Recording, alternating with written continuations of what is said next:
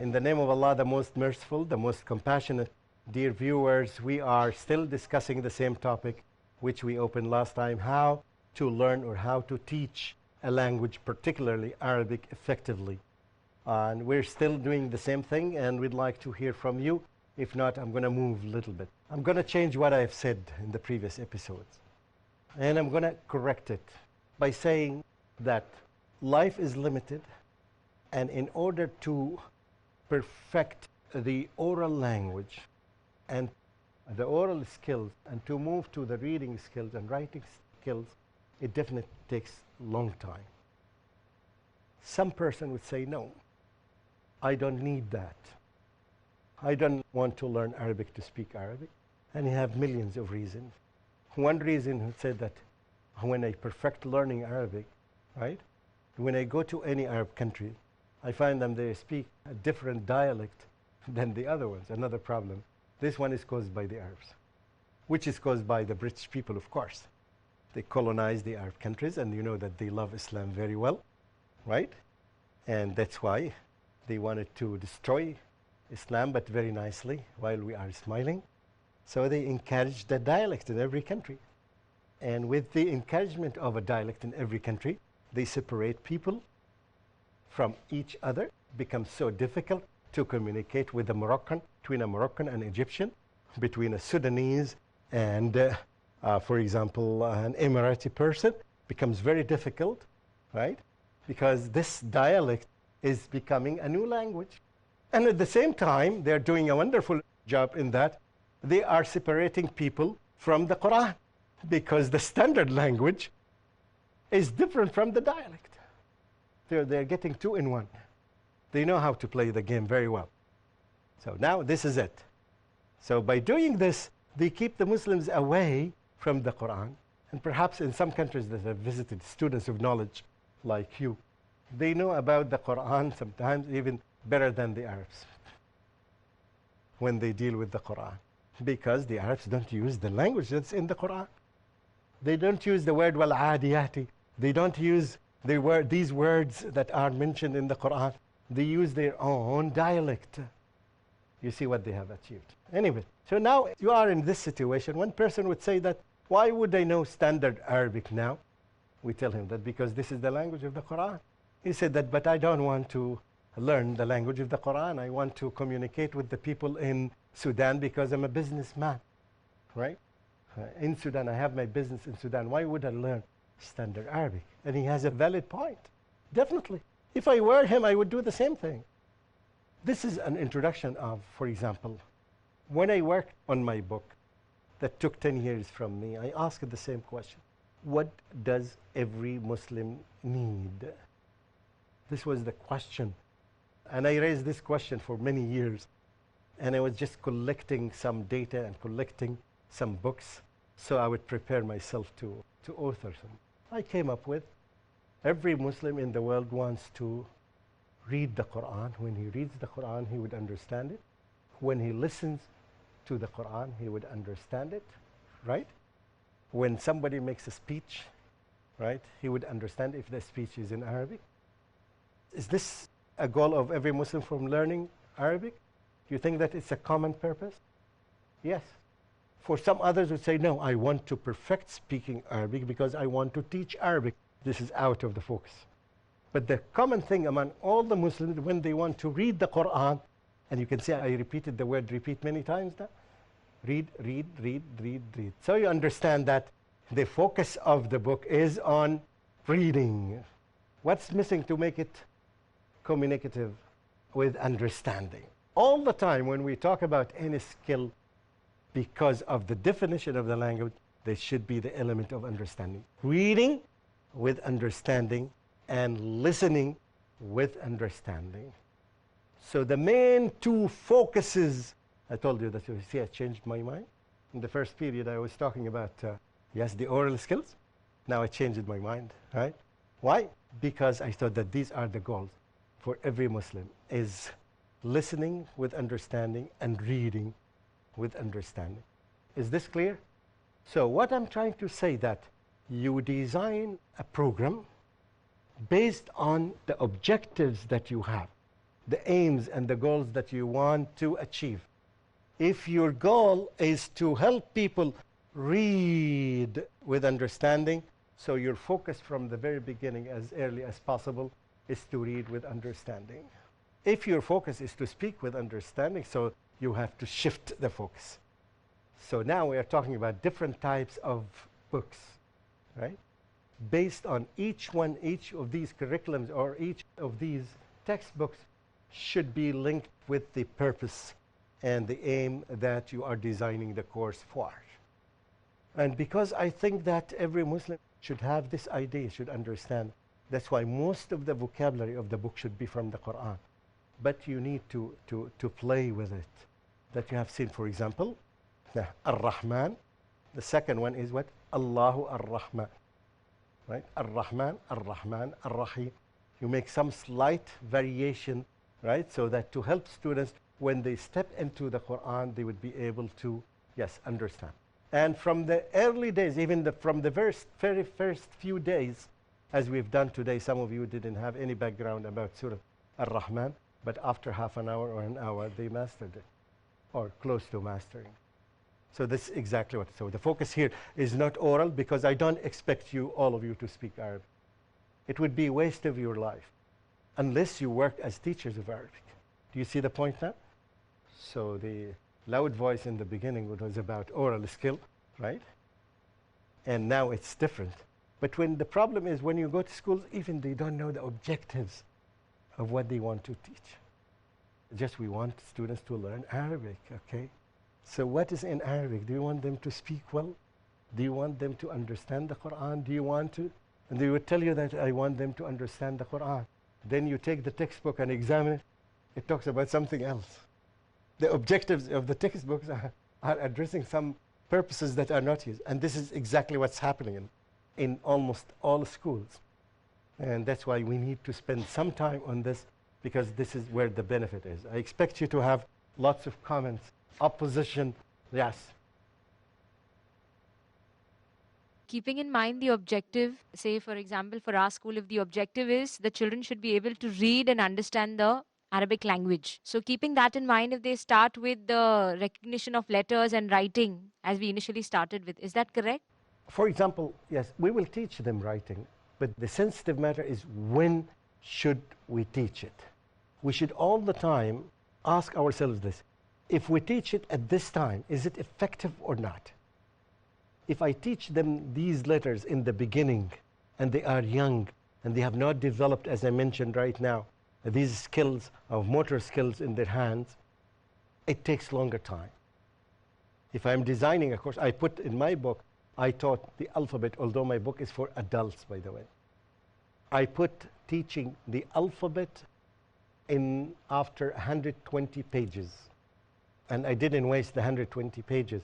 The students were reading the words, and they were understanding the meanings without knowing the alphabet, as some of you did now when you read Ar-Rahman and Allah, without knowing. And even you made it wonderful when you read something that's not written. It's an evidence against you. Yeah, to tell you that you can read, you can learn words, you can understand, you can communicate with what you're reading, even, right, if you don't know the alphabet. And this is, again, when you talk to a specialist, yes, he would tell you how, but this is how I designed my books. So I did not waste the time of the students, so they step into it, start interacting, understanding. From the first day, by the way, I would open any page in the Qur'an. From the first day, again, from the first day, I would open any page in the Qur'an. I would recite, and the students would start stopping me when they found words that they understood. First day, with no background, from only the page that they studied or the 2 pages that they studied at that day, whenever I read from any page, they will find these words are repeated. Okay. That's why it took 10 years. Jazakumullahu khairan. We'll take a break and we'll come back to finish this topic. I hope it is interesting for you. Assalamu alaikum wa rahmatullahi wa barakatuh. Hush, little baby, breathing so calm. Bismillah ar-Rahman ar-Rahim. Welcome back after the break. We'll continue our discussion. Yes, I said that the most important thing that teachers should ask, what is the right time to do this? When is the right time to introduce this? When is the right time to introduce grammar? Because in the first beginning, I think one definition was talking about words together put grammar. When is the right time to teach grammar? Can I get a clue from you? Any answer? When is the right time to teach grammar? The right time to teach grammar, ask yourself, how did you learn, right? Your native language. When was the first time for you you started learning about grammar, the Indian grammar? Tell me, what year? Grade 7, Grade 7. grade 6 or 7. Grade 6 or 7. Grade 4. When I started speaking as Usually my most peers, of them in grade 4. I learned Hindi. Huh? Hindi. Hindi. Okay, so did you learn Hindi language? When you learned Hindi language, when did you learn grammar? Grade 6, grade Grade 7. 6? Are you sure that you studied Hindi language? Yes. Seems that you're not sure. Okay. Okay. Yes, Tell yes. me what year. Let's agree that it is 5 or 6. Okay. So that you spent 4 or 5 years from your life at home learning to speak and to listen very well. You went to school, started learning, reading and writing in addition to skill of listening and speaking. Then after 5 or 6 years, that means almost your age is 10, and you are learning grammar now. Okay, believe me, I worked in an institution, that's why I quitted the institution, that they wanted to put grammar in the first year for you. We're teaching Arabic to the non-Arabs, and they said that the grammar was one of the main things to teach it to new students. Just first year, they joined the school to learn the language. They said, no, grammar is important. Wow. So I'm sorry to say, you are the victims of the unexperienced teachers who did this job for you, who came from the Middle East, yes, and did this. Even now, when Even now, I know it some happens. institution who are teaching Arabic for the Quranic Arabic, I know. they begin with grammar. Do you know why they begin with grammar? Because most of the grammar is related either to knowledge or concepts. I can explain any concept to you in the world by using another language. I explain it to you, so you understand it, so you feel very happy that you understood, right? But you go home, you don't know how to use it. And the purpose of any grammar in the language is how to use it when you speak, when you write. So the people, the students are happy and the teachers are happy because of this. They can explain it. They think the students knew something, but they knew something that's not beneficial for them at all at this time. Do you see what I'm saying? So the best thing, the best question is all the time for you, if you are involved in teaching Arabic or teaching Qur'an, is these questions. When should I do this? Should I do it here or this? And then the other question is, how do I do that? We spent all the previous days of how to do it, how to make it effective. How would I teach grammar? There is something called functional grammar and theoretical grammar. The functional grammar is the grammar that functions. When you speak your language, how many people in your country who have not joined a school to learn? Many, right? Do they speak Hindi well? Yes. How did they learn this grammar? How did they speak correctly without going to school? Because they listened to it many times until they perfected the pattern, right? Now I can give you a simple pattern. I want to drink. I want to eat. I want to play. I want to. I want to. I want to. I want to. You can use millions of sentences from one pattern. This is exactly how they learned it. They listened to it many times. They practiced it many times. It became part of their blood. You don't need to be a PhD holder to explain the grammatical rules to them. So now you can teach your children in grade 1 grammar, but called functional grammar. This is the grammar. Never ever mention a subject, never mention an object, never mention a preposition. So the how of the matter, how to do it, is what we are lacking. And when to do it. We have to get this expertise, and then after that we will decide. And that's why you will find students in organization number A are at this level. Students are in organization number B are still at this level. Some people are running and some people are still walking and some others are sleeping. Any other comments, please? I don't want to sound negative. This is the reality. There should be a change. There is a change on the individual level. When I focused in the previous days, when I said that we want to make you the master of the textbook, we want you to make you the master of the textbook. You are not a slave of the textbook. If you become a slave and a follower of a textbook, you're not going to change anything. We want you to challenge the textbook. We want you, after this, workshop, say, I know better than those who wrote this. I know that when I teach this, I should teach it at this specific time, and I teach it in this way, and I have results, and I've seen some experiences happening inside the classroom, and I've seen results after an hour. Now you got the expertise. You have to challenge. Don't follow everything. Okay, good? Jazakallah Sheikh, I mean, really appreciate the effort Oh, that Did we you are say putting that's in. lunchtime? No. Okay, you didn't say. I heard it. It's lunchtime. Yeah. I said, So hungry. Jazakallah, that you are putting in so much effort to change the system. And I hope so. yes, inshallah. May Allah help us. Ameen. Remember that this is the job of the messengers of Allah. They're to change people to do a better job. Yes, Yes. but their focus was on something else. Yes. You mentioned about teaching Arabic efficiently to people who are non-Arabs and students. And to But- the Arabs as well, by the way. Do you think, okay. Yes, but one more thing I would like to focus, I would like your comments on this, would be about learning Arabic for people who are reverts, who have reverted to Who Islam, work for Islam. who are New who have- Muslims. Revert. Revert Muslims. New It's Muslims. revert to Islam. Either Yes. they are Arabs or non-Arabs. Yes, so how, it's the what same would be thing. the difference? Like, Whether because, they are revert or not, it's not a fact. But again, the focus would be most of the time you spend on the Islamic vocabulary. And that's why we gave the example of Surah Al-Rahman. It's much better to teach him Surah Al-Rahman than to teach him a conversation about the food today. We're so hungry, that's why we use the vocabulary of it.